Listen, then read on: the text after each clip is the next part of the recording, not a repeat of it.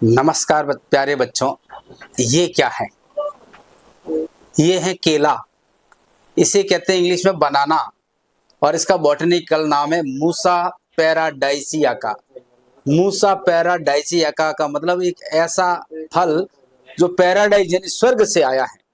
तो ये स्वर्ग से आया हुआ फल है। अच्छा, इसका ओरिजिन कहाँ हुआ है?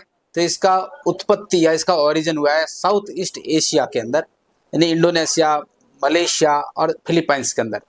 यह एक ट्रॉपिकल्स और सब ट्रॉपिकल उष्णकटिबंधीय और उपोष्ण कटिबंधीय फल है। यह सीडलेस होता है, इसके अंदर बीज नहीं होते।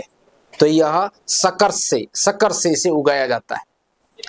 इसका जो असली जो तना होता है वह जमीन के अंदर होता है असली, और उसे कहते हैं राइजोम कहते हैं। और बाहर जो तना है वो स्यूडो स्टेम है, झूठा आभासी तना होता है।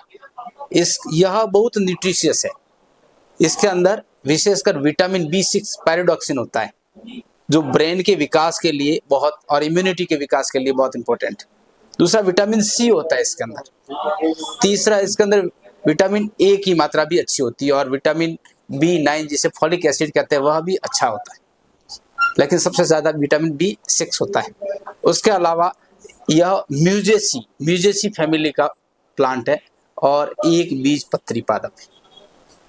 आपने और इसके फ्लावर्स को क्या कहते हैं? मोचा कहा जाता है। मोचा इनके फ्लावर्स को कहते हैं। और ये फल जो है ये कहलाता है बेरी। तो केले के फल को क्या कहते हैं? बेरी कहते हैं। फैमिली कौन सी है? म्यूजेसी। फल का बॉटनिकल नेम क्या है इसका प्लांट का? तो म्यूसा पैराडाइजिया का। पैराडाइजिया आया, स्वर्ग से आया फल। और यह फिर धीरे धीरे पूरी दुनिया में अलग अलग स्थानों पर फैला, लेकिन ओरिजिन साउथ ईस्ट एशिया में इसका हुआ। तो यह आपने इसकी जानकारी के बारे में पूरी की पूरी जानकारी देखी। और इसका उपयोग आते हैं। इसका उपयोग भोजन के रूप में होता है, न्यूट्रिशियस है। इसकी पत्तियां जो है धार्मिक रूप से इसकी पत्तियों को काम में लाया जाता है।